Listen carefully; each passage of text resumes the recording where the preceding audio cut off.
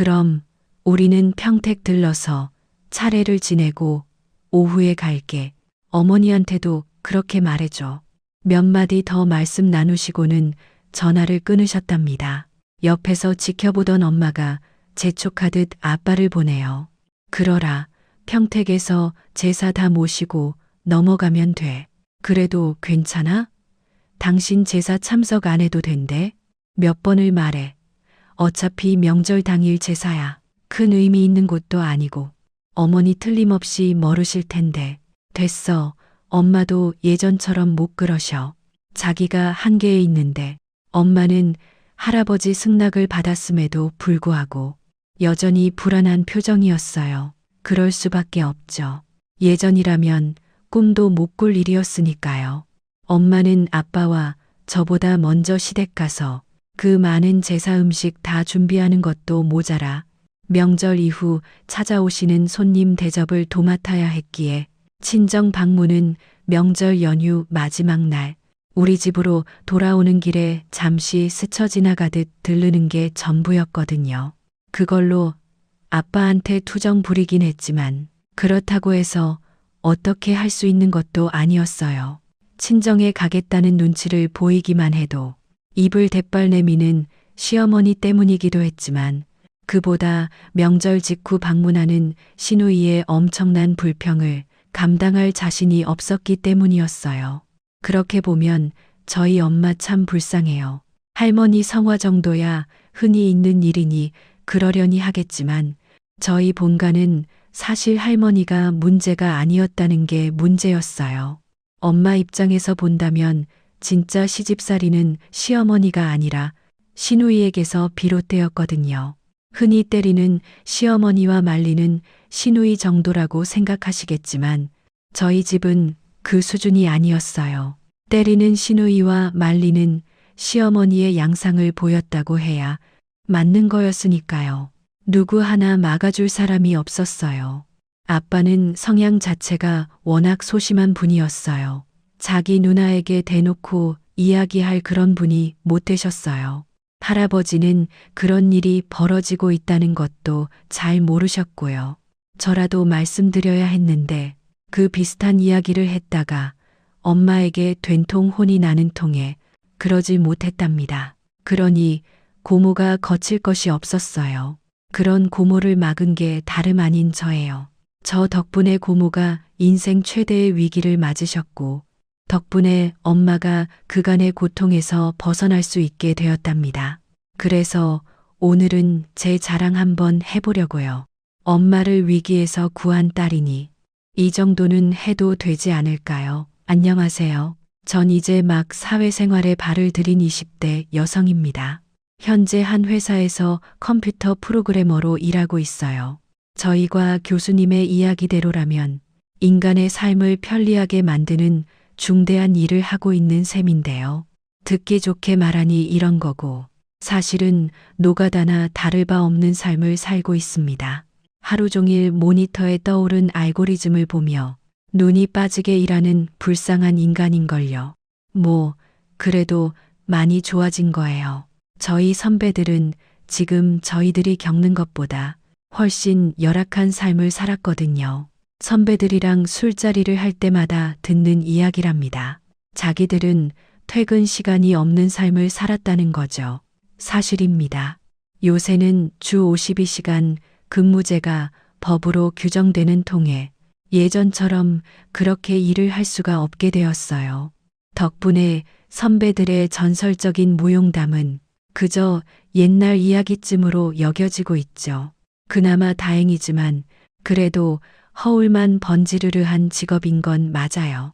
제가 직업에 대해 너무 비관적으로 이야기하는 것 같아 덧붙이자면 그래도 좋은 점도 많아요. 제대로 된 프로그램 하나만 잘 만들어도 재벌 못지않은 부자가 될 수도 있고요. 실제로 세계에서 손꼽히는 부자가 된 프로그래머들도 적지 않고요. 그래서 오늘의 어려움을 참으며 열심히 일하고 있답니다. 직업적으로 보면 이렇지만 개인적으로 보면 제가 프로그래머여서 좋았던 일이 없는 건 아니에요. 그게 바로 고모의 코를 납작하게 해준 사건이었어요. 저희 엄마를 쥐잡듯 하며 산 우리 고모는 요새 죽은 듯 살고 있답니다. 예전 고모를 떠올리면 상상도 할 수 없는 일이죠. 예전의 고모라면 세상 거칠 것 없이 살았거든요. 자기 마음에 들지 않는 걸 보면 상대가 누구건 화부터 내던 분이었어요. 뭐 부족한 게 없이 살다 보니 그리 되셨나 보더라고요. 그중 가장 만만한 상대가 바로 저희 엄마였어요. 진짜 저희 엄마 고생 많이 했죠. 사실 우리 고모 처음부터 그랬던 건 아니었어요. 좀 괄괄하긴 해도 생활력도 강하고 그만큼 열심히 살았던 사람이었어요. 저희 어려울 때면 고모부 몰래 아빠 손에 돈도 쥐어줄 만큼 정도 깊었던 사람이었는데 어느 때부터 사람이 확 달라지더라고요.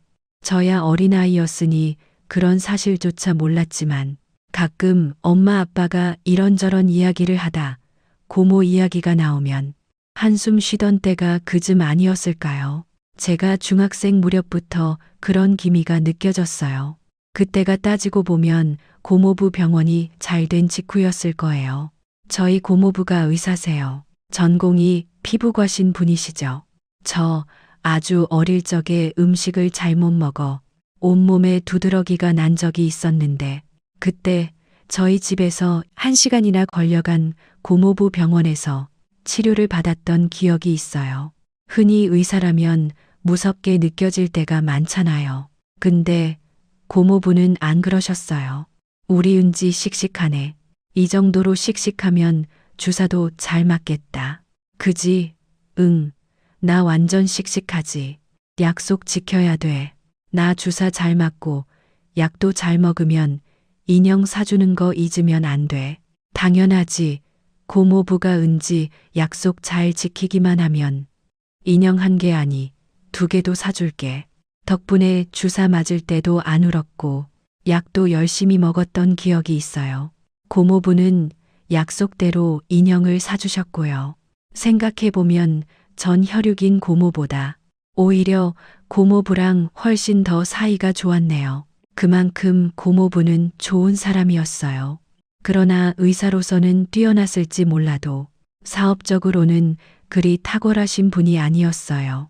그랬던 분이 피부과, 내과, 비뇨기과, 이비인 후과까지 거느린 중소병원의 병원장이 된 건 순전히 고모 탓이었답니다. 원래 저희 고모가 간호사였어요. 병원 의사이던 고모부를 만나 연애를 하고 결혼까지 하신 거랍니다.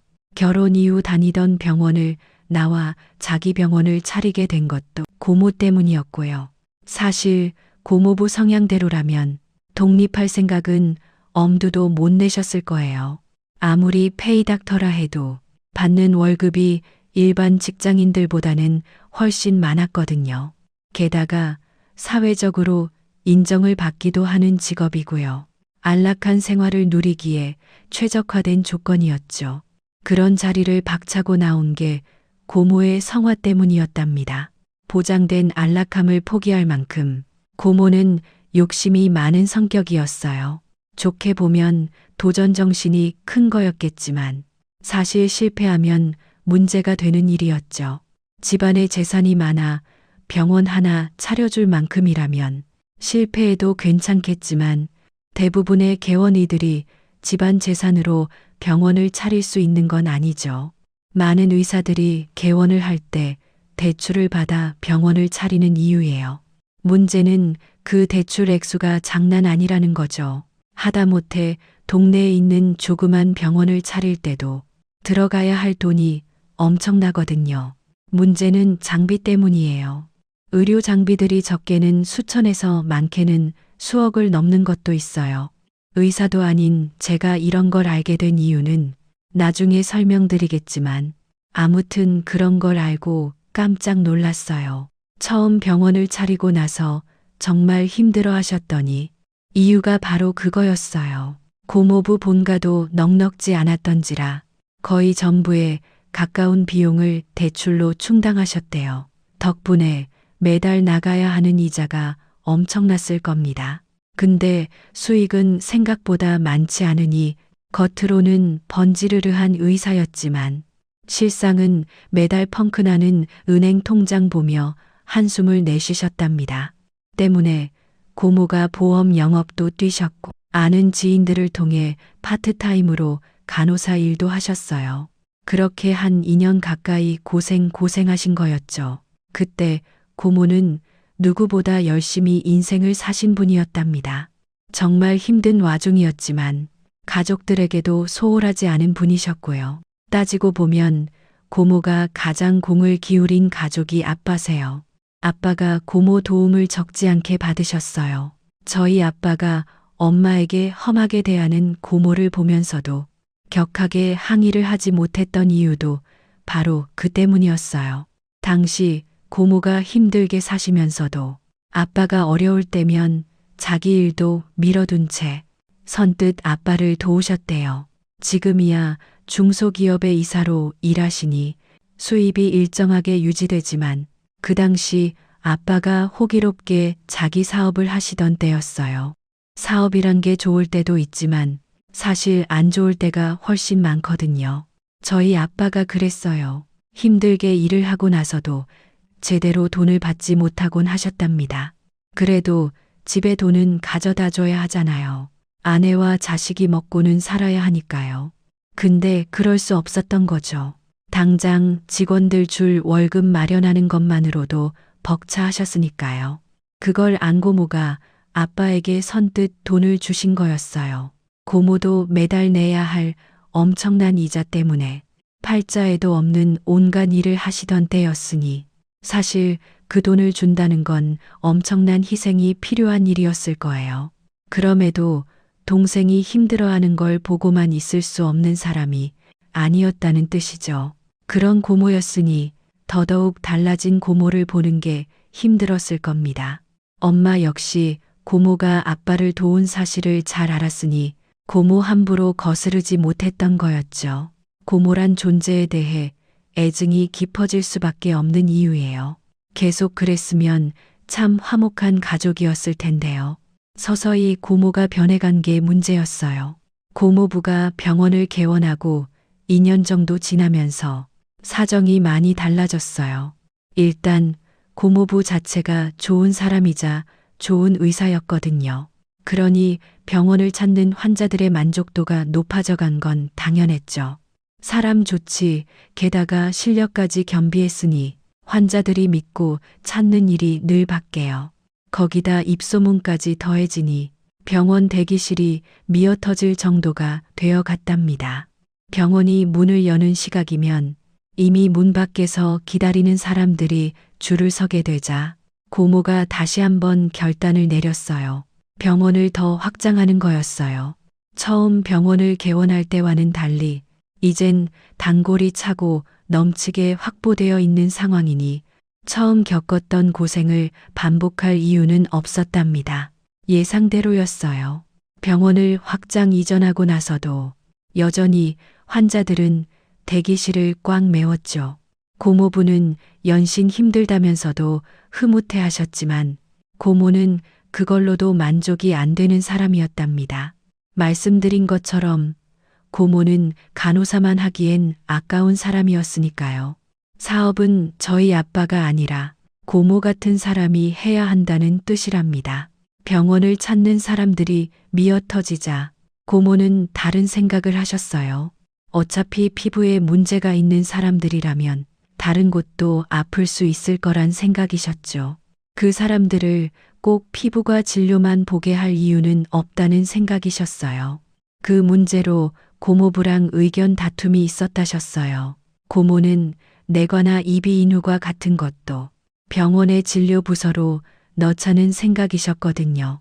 어차피 진료를 볼 의사만 구하면 되는 일이니 크게 이상한 생각도 아니었죠. 다른 준대형 병원들도 그렇게 커온 게 사실이고요.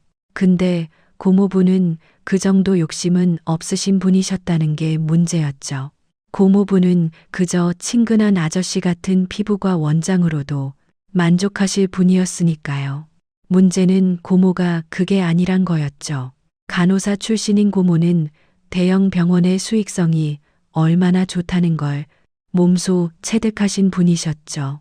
자기라고 그 돈을 못 벌 이유는 없지 않냐 생각하셨으니 무슨 과든 유치하지 못할 이유가 없었답니다. 결국 내과와 이비인후과가 들어서고 나중엔 비뇨기과까지 만드셨어요. 처음엔 뜨악해 하던 고모부도 수익이 늘어나는 걸 보니 크게 토를 달지는 못하셨어요.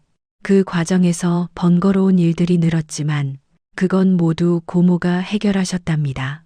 고모가 병원의 모든 일을 처리하는 원무 과장직을 수행하신 결과였어요. 덕분에 병원이 커져도 고모부는 자신의 전공 과목만 처리하면 됐었죠. 모든 게 고모의 말대로 돌아가면서 고모의 영향력이 한층 더 커질 수밖에 없었답니다.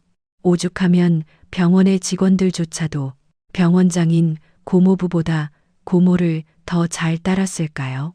한마디로 실세 중에 실세였던 겁니다.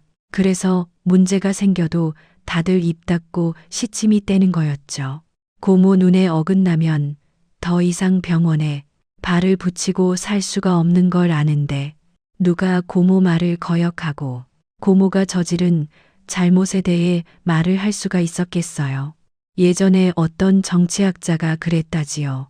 모든 권력은 필연적으로 부패한다고요. 고모가 바로 그를 보여주는 증거였어요. 병원의 절대적인 권력이 된 고모가 급속도로 변해갔답니다. 모두가 자신의 앞에서 절절기는 모습을 보이니 자연스레 기고만장해진 거였죠. 그게 병원에서만 그러면 그나마 괜찮았을지도 모르는데 집에서까지 그러면서 문제가 더 커진 거였어요. 가장 큰 피해자가 바로 저희 엄마였고요. 집안의 장녀이기도 한 고모는 원래도 장남이 나빠 목까지 다 하는 사람이었어요. 아빠가 워낙 소심한 성격이다 보니 굳이 앞서려는 모습도 보이지 않았던 이유도 있지만 그보다는 고모가 스스로 집안일을 챙기려는 생각이 강했던 탓도 있었죠. 병원이 크게 성장하기 전까지는 그게 긍정적인 방향으로 이뤄졌어요. 예를 들면 고모가 저희 아빠를 도왔던 방식처럼요. 근데 고모가 병원에서 성공을 맛본 후 독불장군처럼 살아버리면서 그 성향이 집에서도 유사하게 발휘되면서부터 분란이 잦아졌습니다. 자기 마음에 안 들면 병원 직원들 대하듯 엄마를 대한 거였고요. 할머니, 할아버지한테는 딸이니 그럴 수도 없었고요. 아빠야 원래부터 고모를 거역하지 못하는 순둥이 동생이니 그럴 필요조차도 없었죠. 그렇다고 저희 엄마가 특별히 반항적인 사람이란 뜻은 아닙니다. 엄마가 아빠보다는 기가 세지만 그래봐야 거기서 거기거든요. 부부는 닮는다잖아요. 비슷한 사람들이 만나서 결혼한다고도 하고요. 그런 사람인데다가 어려울 때 고모 도움을 받은 적도 많아서 애당초 고모에게 거슬릴 상황도 아니었어요. 그래서 초반에는 큰 부딪힘이 없었어요. 저희야 그저 고모의 성공에 따른 고모의 과시 정도를 보며 놀라워하는 정도였죠. 근데 그 일이 있고 나서 고모가 확 달라졌어요.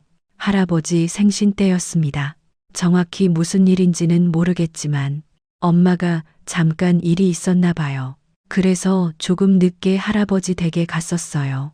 할아버지 생신이라고 집안 잔치를 벌이는 수준은 아니니 적당히 가서 준비해도 큰 문제가 없을 거라 생각한 거였죠.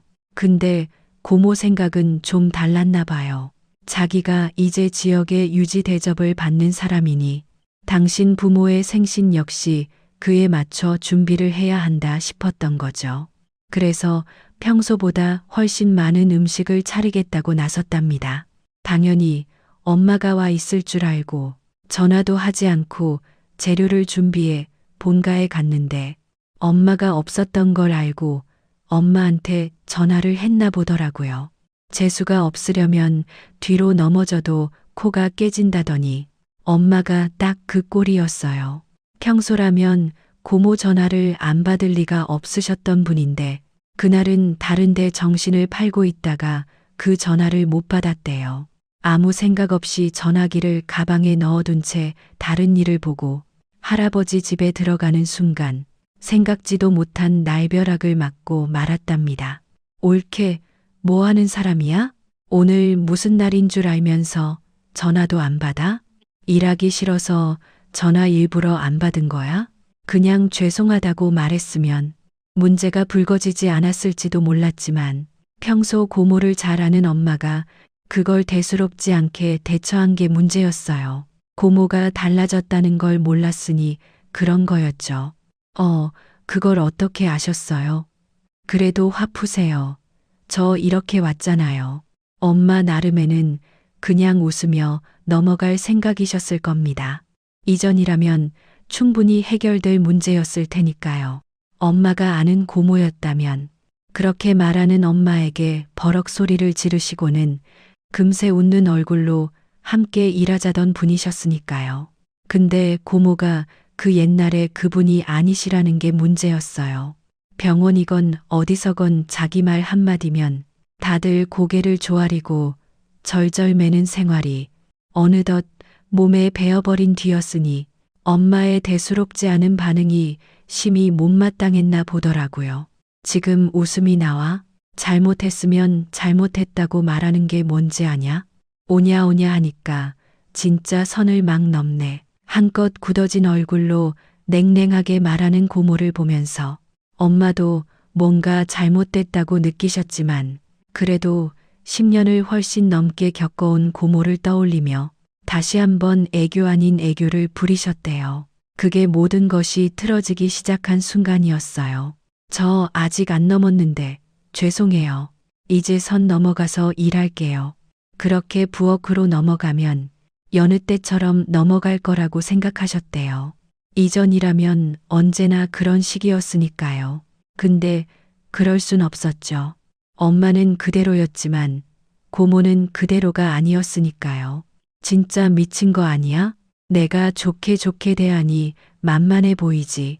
고모가 들고 있던 시금치를 엄마 쪽으로 냅다 던지셨어요.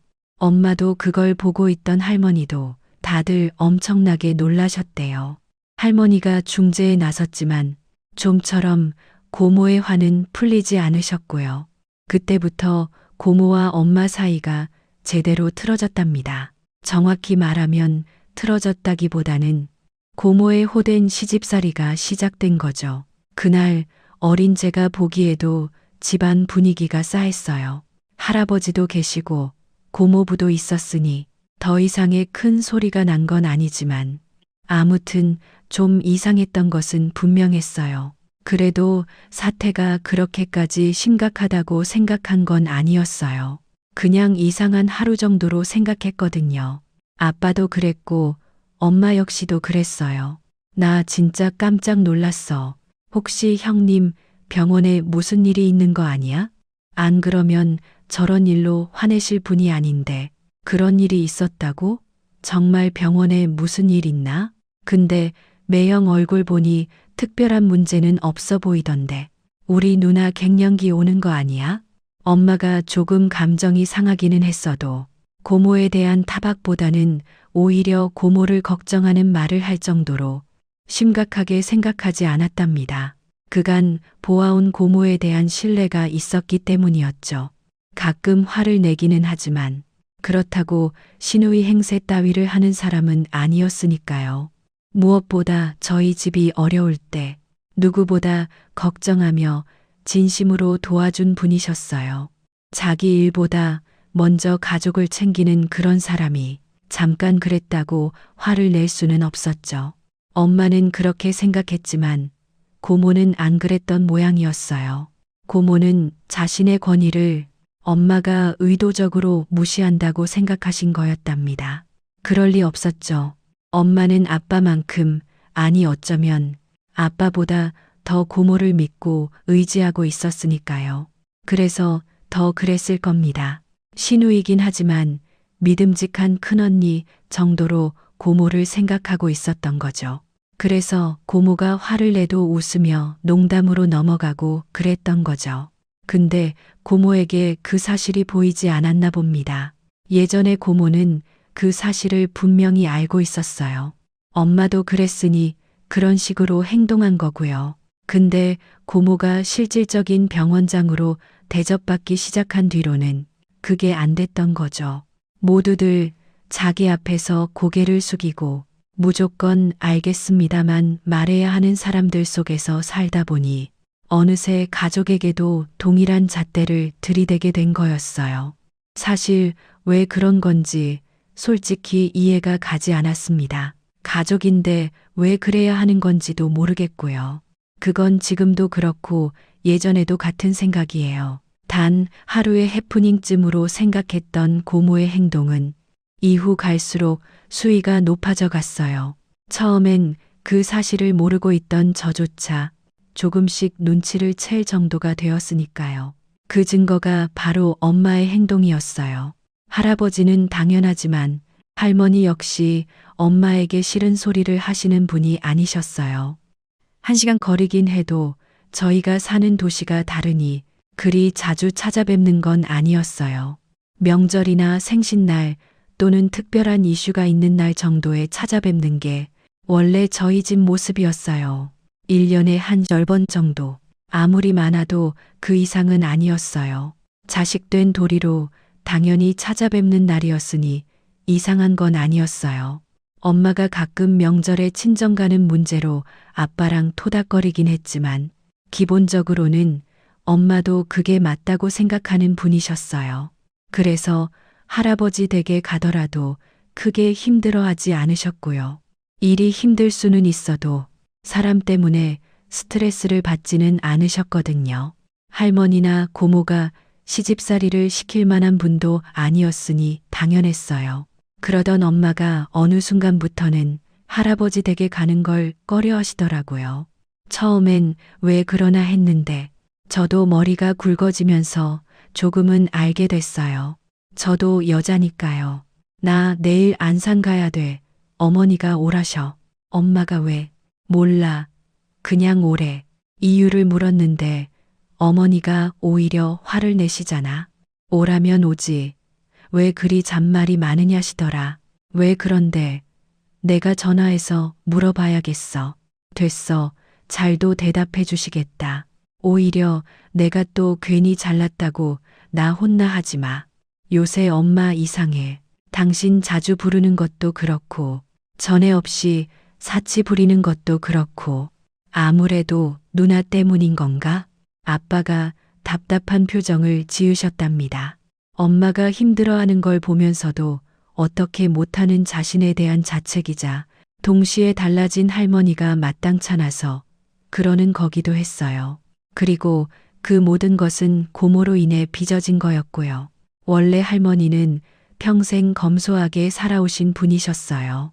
성향이 그럴 수도 있지만 집이 부유한 것과는 거리가 멀었으니 그럴 수밖에 없었던 거였지만요. 그런데 고모가 큰 돈을 만지게 되면서 분위기가 달라졌어요. 자기한테 사치를 부리던 거, 그것도 모자라 할머니까지 끌어들인 거였어요. 처음엔 괜한 돈 낭비하지 말라던 할머니가 서서히 그 재미에 빠지셨어요. 뭐, 보석, 싫어하는 여자가 어디 있겠습니까? 전에 안 하던 외출도 고모를 따라다니면서 점차 늘었고요. 그럴 때마다 엄마를 호출하셨답니다. 당신이 나가야 하니 밥을 해 놓으라 때도 계셨고 묵은 옷을 빨래를 하러 오라 때도 있었고요. 다 전에 없던 일이었습니다. 더 실망스러운 건 그러면서도 엄마를 혼내셨다는 거예요. 원래 안 그러시던 분이셨어요. 엄마가 할머니 일을 거들어 드릴 때마다 감사하다, 고맙다는 말을 잊지 않던 분이셨는데 어느 때부터는 그게 당연하다는 식으로 반응하는 걸 넘어 엄마가 제대로 일을 못한다면 타박을 하시기 일쑤였거든요. 그렇게 된 이유 역시 고모였어요. 고모는 엄마를 고깝게 여기시게 되면서부터 그 감정을 할머니에게 수시로 전달했답니다. 그래도 처음에는 엄마 편도 곧잘 들어주셨는데요. 계속 그런 이야기를 듣게 되니 할머니도 그런가 싶어지신 거죠. 게다가 성공한 딸이 이런저런 값비싼 선물들을 하면서부터 할머니에게도 고모의 말은 곧 진리인 것처럼 느껴지게 된 거였어요. 그래서 고모의 말처럼 할머니 역시 엄마의 행동 하나하나가 곱게 보이지 않게 된 거였어요. 요새 같으면 너무 힘들어. 아무래도 내가 누나 만나서 한번 따지던가 해야겠어. 당신이 그러다가 당신도 찍히면 어쩌려고? 그래도 어쩌겠어. 내가 누나 병원 직원도 아닌데. 그런 일이 일어날 일 없다는 건 누구보다 엄마 아빠가 더 잘 알았을 겁니다. 평생 누나 말에 순응했던 아빠였어요. 게다가 심약하기까지 한 사람이 나이가 들었다고 해서 평소에 하지도 않던 반항을 할 수는 없었죠. 그대로였으면 우리 엄마 평생을 힘들게 살아야 했을 겁니다. 다행스러운 건 엄마에겐 딸이 하나 있었다는 거죠. 그것도 아빠나 엄마와는 달리 꽤나 대차고 당돌한 딸이었죠. 그런 저를 두고 할아버지가 신기하다고 하신 적도 있어요. 앞만 봐도 저건 강희를 닮았어. 하는 것도 그렇고 똑 부러지는 것도 똑같고네. 사실입니다. 유약한 부모를 하나도 닮지 않고 오히려 부모의 대척점 성격을 물려받은 게 저였어요. 왜 그런 건지는 모르겠지만 진짜 그랬답니다. 그래서 결국은 제가 고모를 혼낼 수 있었던 거죠. 의도적으로 그러려던 건 아니었어요. 그러나 고모의 행동이 마음에 안 들었던 건 맞습니다. 그래서 그런 일까지 한 것일 테죠. 시작은 우연한 계기였어요. 제가 대학을 들어가면서부터 행동 반경이 안산 근처로 옮겨지게 되었습니다. 대학이 그곳에 있어서요. 컴퓨터에 대한 공부를 전공하면서 때론 밤늦게 공부를 할 일도 많아 근처에서 자취를 하던 친구 집 신세를 종종 졌어요. 그럴 때마다 엄마 걱정이 한둘이 아니었죠. 아무리 세상이 달라졌어도 엄마 눈엔 다 큰딸이 바깥에서 자고 들어오는 건 걱정이 될 수밖에 없는 일이었으니까요. 그렇다고 제가 이상한 짓을 할 아이는 아니었어요. 친구들과 놀기도 하지만 최소한 노는 것 때문에 집에 안 가는 건 아니었어요. 한 몇 번 그러긴 했지만요.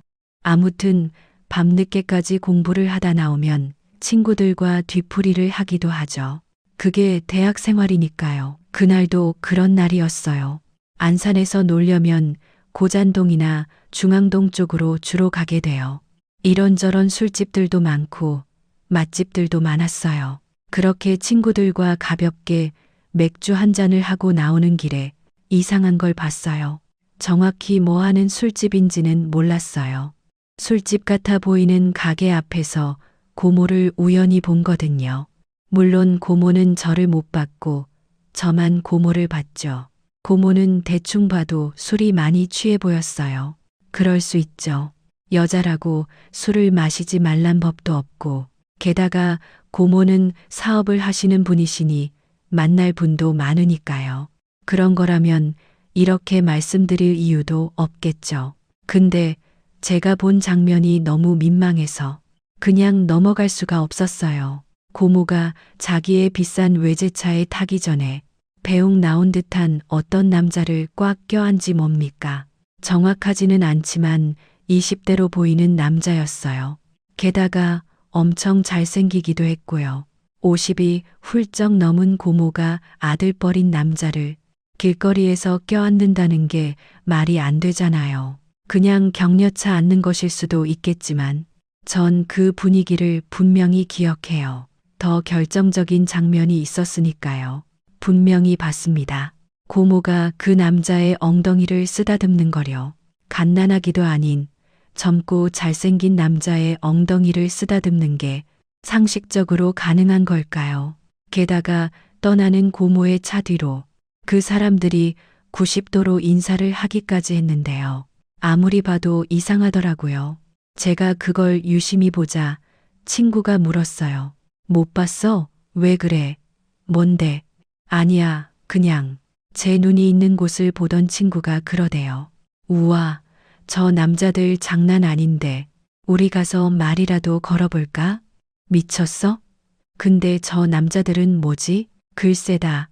뭐 하는 사람들이길래 저렇게 잘생겼대? 그게 호스트바, 그러니까 룸살롱 같은 거라는 건 며칠 뒤에나 알았어요. 친구나 전 그런 세상이 있다는 건 꿈에도 몰랐으니까요. 며칠 뒤 선배들이랑 밥을 먹다가 우연히 그 얘기를 친구가 했어요. 그러자 선배 하나가 알려주셨죠. 중앙동 애들이 잘생겼다고 유명하고 호스트바지 뭐. 호스트바? 설마 잘생긴 남자들 끼고 여자들이 술 먹는 그거 말하는 거예요? 그래. 중앙동에 그런 게 있다고요? 서울도 아닌데. 얘가 중앙동을 뭘로 알고. 왜, 니들도 그런데 가보고 싶냐? 뭐야, 술값만 적어도 100은 넘을 텐데. 하긴 니들은 돈 있어도 못 가겠다. 니들 같은 애 덩어리들은 받아주지도 않을 테니. 그래도 가고 싶다면 돈 많이 벌어. 프로그램 하나 잘 만들어서 팔면 되지 않을까? 선배가 웃으며 얘기했지만 전 그 이야기를 들을 정신이 없었습니다. 선배 말대로라면 고모가 호스트 바란 곳에 가서 남자를 끼고 술을 마신 걸 테니까요. 좋다, 나쁘다의 의미가 아닙니다. 고모가 그런 곳을 다닌다는 사실이 너무 충격적이어서 그랬어요. 정확한 건 아닐 테지만 선배 말대로 100만 원은 넘게 줘야 술을 마실 수 있는 곳을 아무렇지 않게 갈 정도로 고모가 돈을 많이 번 건 맞았죠. 100만 원이 뭡니까? 1000만 원도 큰 부담이 아니었을 텐데요. 당장 고모가 타고 다니는 차만 해도 1억이 훌쩍 넘는 그런 차였으니까요. 그래도 결혼을 한 여자가 그런 곳에 다니는 건 좋아 보이지 않죠. 특히나 고모부를 생각하면 더욱 그러면 안 되는 거였어요. 사실 전 고모보다 고모부랑 더 친했거든요. 따지고 보면 고모부는 남이었지만 훨씬 이야기도 잘 통했고 어린 시절부터 저를 많이 예뻐해 주셔서 더 그랬답니다. 제가 대학에 진학할 때도 고모부에게 조언을 구하기도 했고요.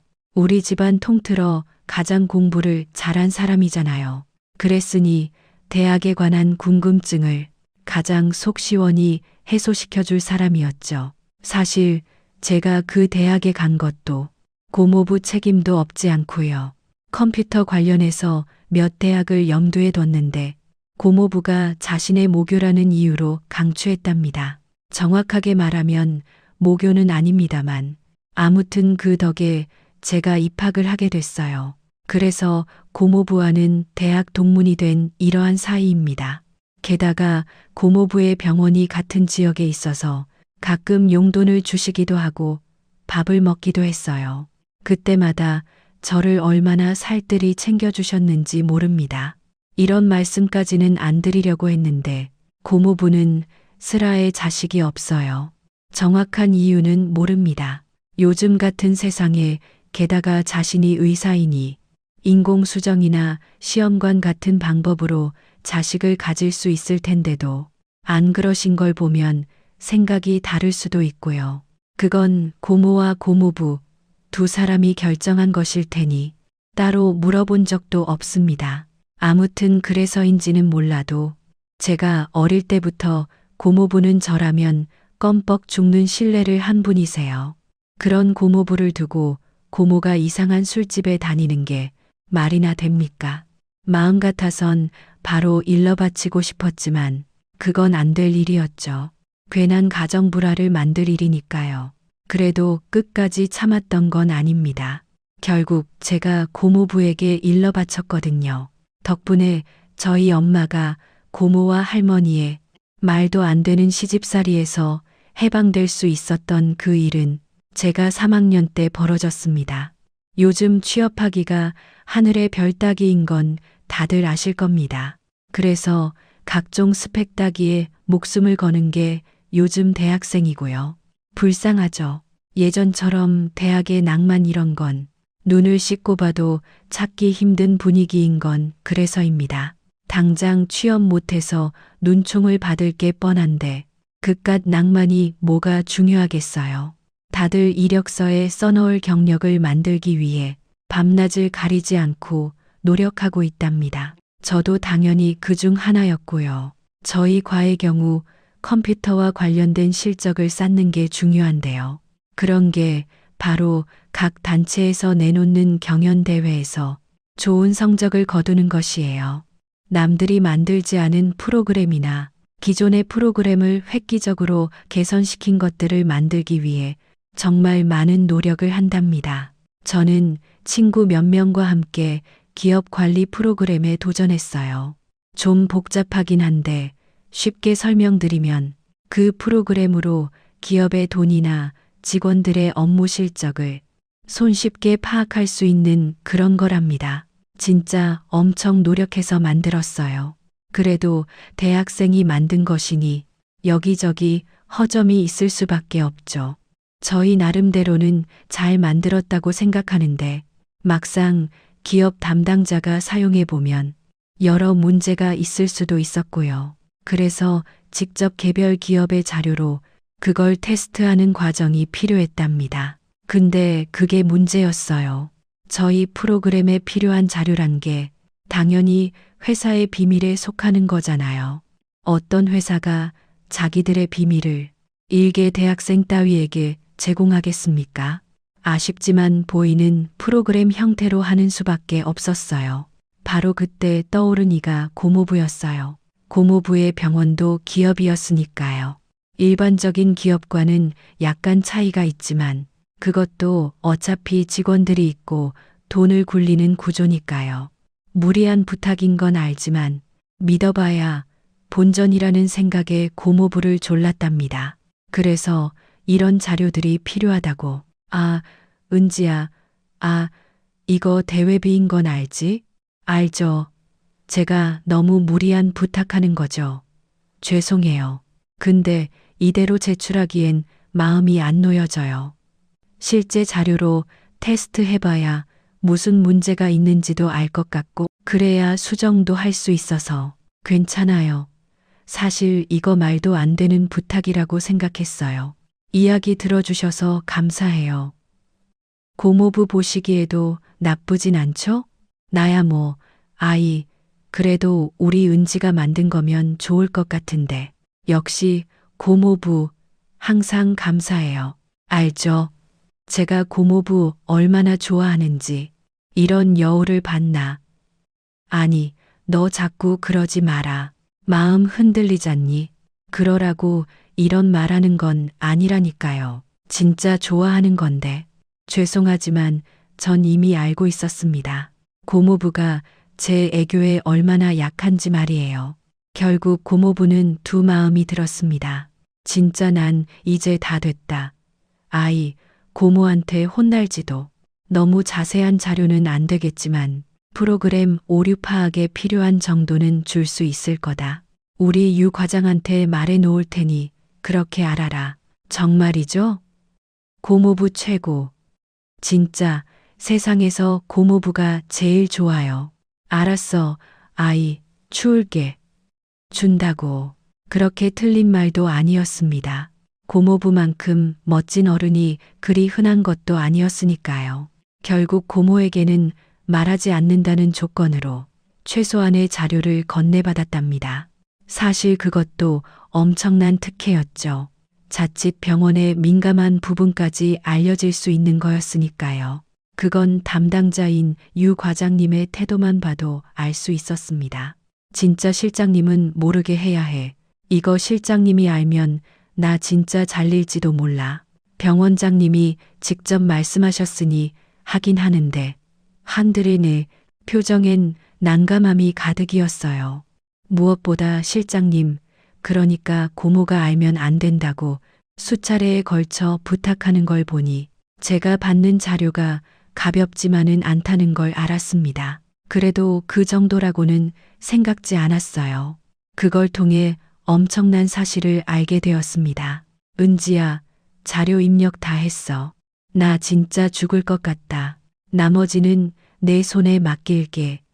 뒤를 부탁한다, 친구. 자료 입력하는 것만으로도 하루를 꼬박 날릴 정도였어요. 고모부 말로는 최소한의 자료라고 들었는데 그 정도가 아닌 것 같았습니다.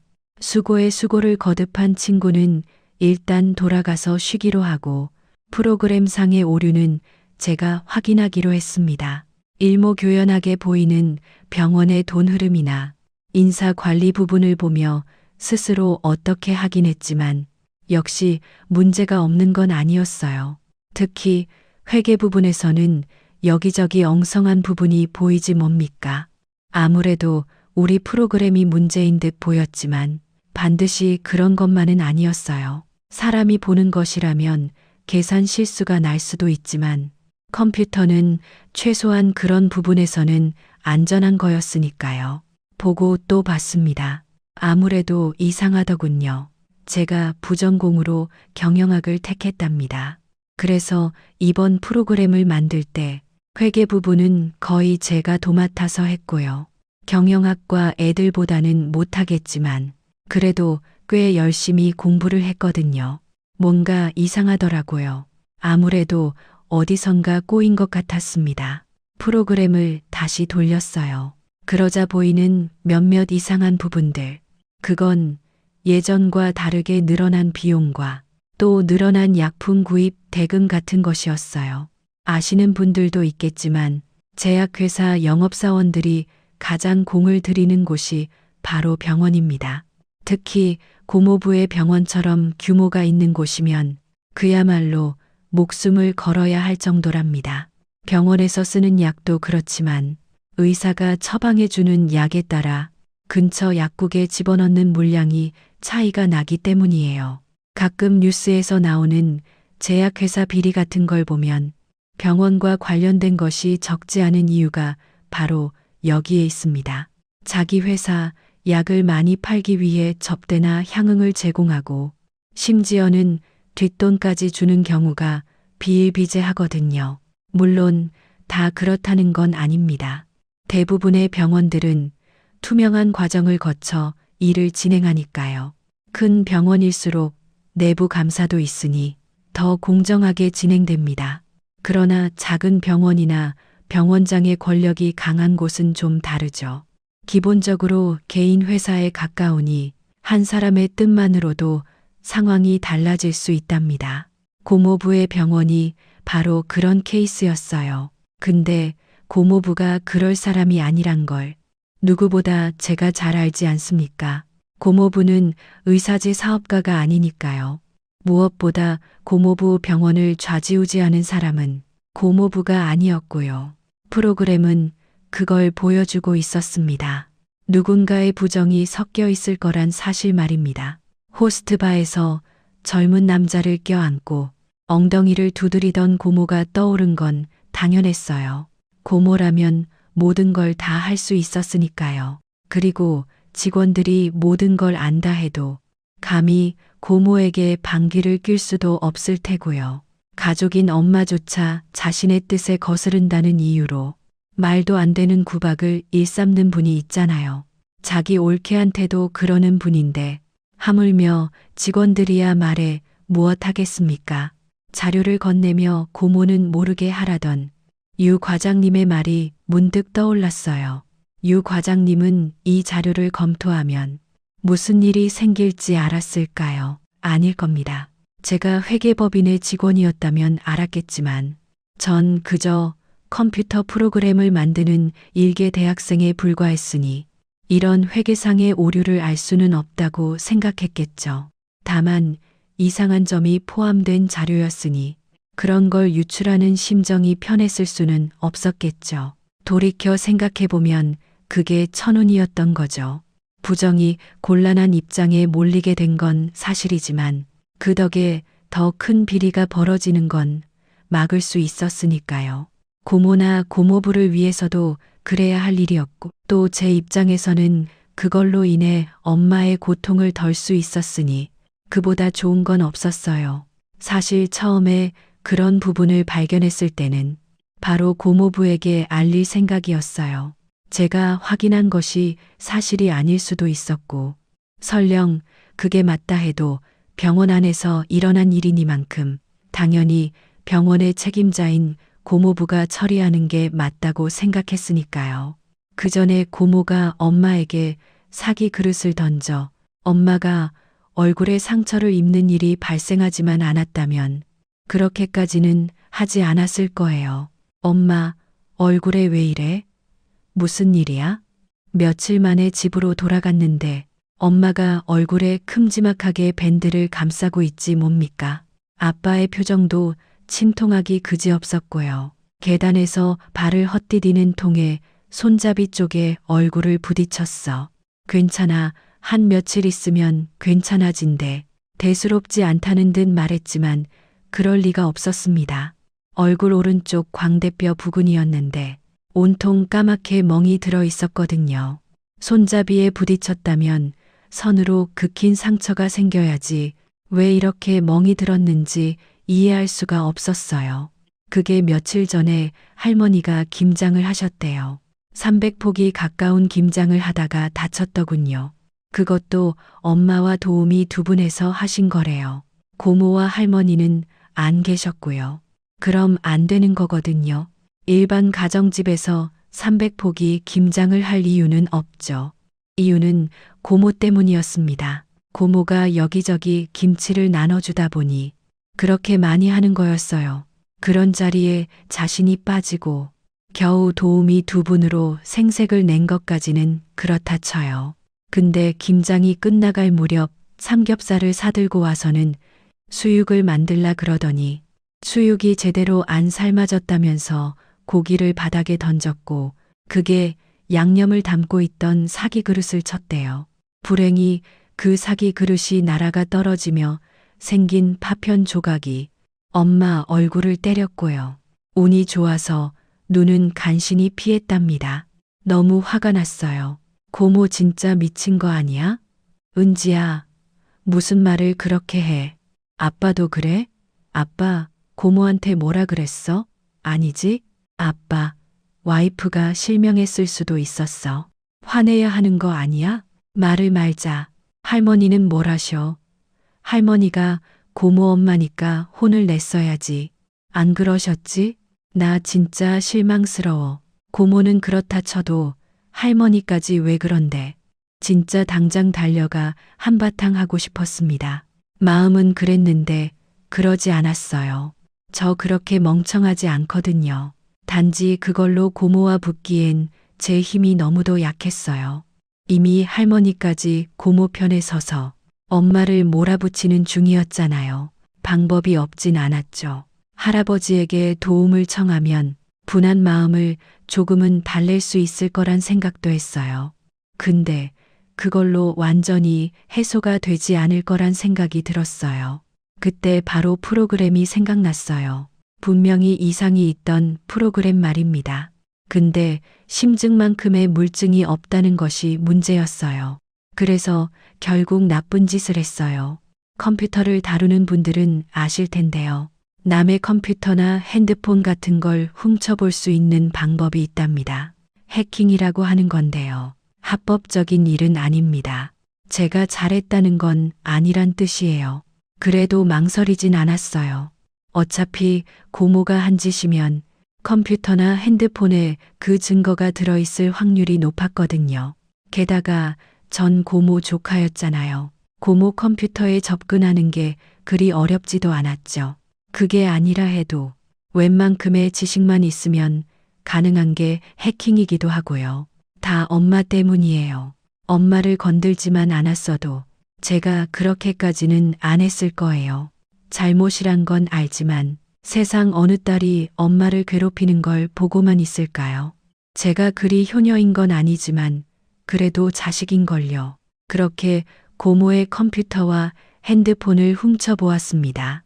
우리 고모 대단하더군요. 정상적으로 벌어도 충분히 많이 벌었을 상황임에도 굳이 뒷돈이나 무자료 거래, 병원 공금 횡령에 이르기까지 다양하게 해드셨으니까요. 비단 일적인 것만 있었던 건 아닙니다. 호스트바 같은 이상한 술집에서 일하는 젊은 남자들과 주고받은 다양한 이야기들도 핸드폰에 모셔두고 있었거든요. 정말 그러고 싶을까 싶을 정도였어요. 고모 진짜 왜 그래요? 처음엔 딸로서 엄마의 상처를 낸 장본인에게 따지는 거라고 생각했나 봅니다.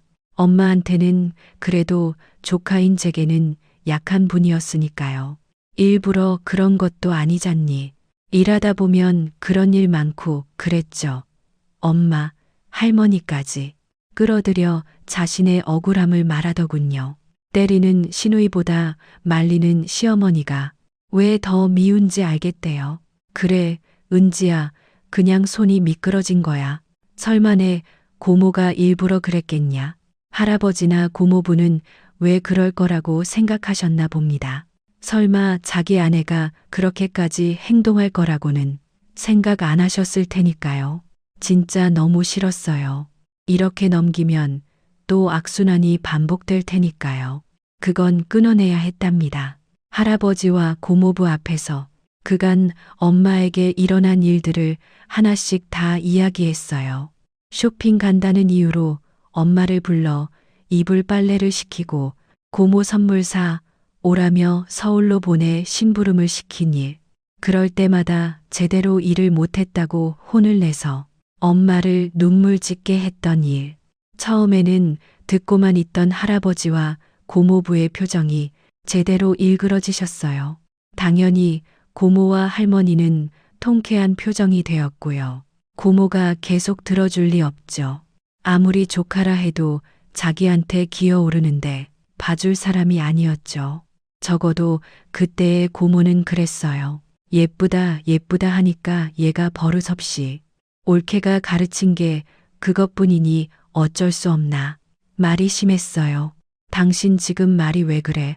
아, 여기서 처남댁은 뭐고? 아, 또 그거 보는 뭐야? 고모부가 사람 좋은 의사긴 해도 만만한 상대는 아닙니다. 아무리 대가 센 고모라 해도 고모부가 정색을 하고 나서는 순간은 다르죠. 본래는 자신의 아내라 생각하니 가급적 존중해 주시는 거지 아니다 싶은 것까지 마냥 오냐오냐 하는 분은 아니시거든요. 저희 아빠가 고모부 반의 반만 닮았으면 이런 일도 없었을 텐데요. 잠깐 주춤하던 고모가 다시 입을 열었습니다. 제가 너무 버릇없이 하잖아. 어른이면 감싸지만 말고 따끔하게 혼도 내야지. 제 말대로라면 나도 엄마도 이유 없이 트집이나 잡기나 하는 말도 안 되는 나쁜 년이라서 며느리 옳게 괴롭히는 것밖에 안 되잖아. 그러게. 아이고, 내가 억울해서. 고모만이면 몰라도 할머니까지 그러시니 고모부가 더 쉽게 못하셨어요. 할머니한테 그럴 수는 없으니까요. 당신 정말 그랬어? 아이, 형님이랑 그랬냐고. 평소 인자하시던 할아버지가 입을 여니 분위기가 확 달라졌어요. 사실 저희 아빠가 할아버지를 많이 무서워하세요. 전 솔직히 이해가 안 됐거든요. 저 태어나서 단 한 번도 할아버지가 화를 내는 걸 본 적이 없으니까요. 그래서 그런 말을 했는데 아빠가 그랬어요. 할아버지가 아빠한테 화낸 적도 거의 없었대요. 근데 아빠한테 혹은 외부 사람한테 화내는 경우가 아주 가끔 있었대요. 아빠는 자식이니 당연히 무서웠겠지만 외부 사람은 아니잖아요. 근데 그 사람도 할아버지한테 꼼짝 못할 만큼 한번 화를 내시면 주변이 얼어붙는다 그러셨거든요. 이해가 안 갔는데 그날 알았어요. 얌전한 사람이 화를 내면 무섭다는 말이 무언지를요. 할머니와 고모의 변명이 이어졌지만 할아버지는 그 말을 듣는 대신 엄마를 쳐다보고 계셨어요. 고개를 숙인 채 아무 말도 못하는 엄마를 보며 할아버지는 제 말이 맞다는 걸 아셨고요. 내 집에서 이런 일이 일어날 줄 몰랐다. 내 잘못이지. 내 마누라와 내 딸이 저랬으니 내가 용서받을 게 뭐 있어. 형님, 미안하다. 아니, 요새 저 사람 좀 변했다고 생각은 했지만 그래도 너한테 그러는 줄은 몰랐다. 미안하다. 할머니와 고모가 뭐라 그러기도 전에 할아버지가 고함을 치셨어요. 내가 형님한테 사과하는 거 안 보여? 지금부터 두 사람 한마디라도 입대면 당장 이 집에서 쫓겨날 테니 닥치고 있어. 내가 지금 어미랑이 처남댁 보기 얼마나 창피한 줄 알면 죄송해하는 건 할아버지만이 아니었네요. 고모부도 할아버지처럼 자기 아내의 말도 안 되는 행동에 사과했으니까요. 그렇게 화를 내신 할아버지가 방으로 들어가자 고모가 엄마를 째려보며 입을 열었어요. 좋겠네, 효녀딸 둬서. 누가 봐도 비아냥이었습니다. 당신 그만 안 해. 그만 안 하면 할아버지한테 야단 맞은 게 분했는지 평소답지 않게 고모부에게 대들지 뭡니까? 아무리 고모가 개고생해도 고모부한테 그러지는 않았거든요. 저희 고모부 부드러운데 카리스마 넘치는 남자라서요. 내가 진짜 은지 부탁이라 그냥 넘어가려 했는데 당신 진짜 안 되겠네. 도대체 무슨 말도 안 되는 소리를 한 거니? 너 진짜 그렇게 안 봤는데 못 쓰겠구나. 저한테 날아오던 고모의 화살은 채 날아오기도 전에 부러졌답니다. 고모부가 세상에서 가장 큰 방패를 드셨거든요. 고모부가 고모의 각종 비리와 함께 호스트바에서의 뜨거운 문자까지 다 까발리셨어요. 그러라고 드린 건 아니었어요. 알아서 잘 수습하시라는 의미였는데 그걸 모든 사람들이 다 보게 공개할 줄은 몰랐습니다. 자신의 방에도 시끄러운 소리가 나자 다시 등장하신 할아버지를 위시해 모든 사람이 그걸 봤어요. 뭔지 모르실까봐 제가 설명까지 했답니다. 고모 태도를 보면서 너무 열이 받아서요. 처남댁, 자네, 마음대로 하게. 아이, 감옥에 보내든 이혼을 하든 나는 상관 안 할 테니. 아이, 그리고 당신도 마찬가지야. 내가 이런 사람을 평생 믿고 살았다니. 할머니도 그 정도까지 모르셨으니 정말 놀라셨나 보네요. 하긴 놀라지 않은 사람이 어디 있었겠어요. 그 기세등등하던 고모가 고모부 손에 끌려나갔고 할머니 역시 할아버지의 실망을 보곤 주눅든 듯 침묵만 지켰답니다. 당연히 저희도 집으로 왔죠. 그리고 엄청 혼났어요. 아무리 그래도 고모한테 어떻게 그러냐고 말이죠. 혼날 짓을 한 건 맞았죠. 그래서 실컷 혼났어요. 근데 제가 혼난 건 아무것도 아니었어요. 고모는 정말 이혼 당할 뻔했거든요. 빌고 또 빌어서 간신히 용서를 받았답니다. 그 대신 병원 일에서 완전히 손을 떼야만 했죠. 동시에 할아버지는 당분간 고모를 안 보겠노라 선언하셨고요. 할머니도 그러고 싶다 하셨는데 그 나이에 쫓아내면 죽으란 말이 될 것 같아 그것만은 피하시겠다 하셨어요. 그게 뭐든 고모와 할머니는 집안에서 꼼짝 소리도 못 내고 살아야 했답니다. 집안을 발칵 뒤엎은 사건은 그렇게 마무리됐어요. 그 일로 야단 맞긴 했지만 후회는 없어요. 덕분에 엄마가 명절에 친정 갈 수 있게 됐으니까요. 이 정도면 딸 역할한 것 아닐까요? 오늘 얘기 어떠셨나요? 갑자기 돈을 많이 벌면 변하는 사람이 있다고 하죠. 어떤 사람은 마음의 여유를 더 찾는 것 같고 어떤 사람은 자신 처지보다 못하다는 이유로 다른 사람 얕잡아 보거나 무시하는 이도 있는 것 같네요. 돈이란 게 참 신기한 것 같아요. 사람의 숨은 본성을 드러내니까 말이죠. 아마도 그게 그 사람 진짜 인성이겠지만 말이에요. 여러분은 어떠신가요? 돈이 많건 적건 지금 가진 품성 그대로 유지하실 수 있을 것 같으신가요? 오늘도 끝까지 함께 해주신 여러분 감사드리며 저희는 다음 사연으로 돌아올게요. 감사합니다.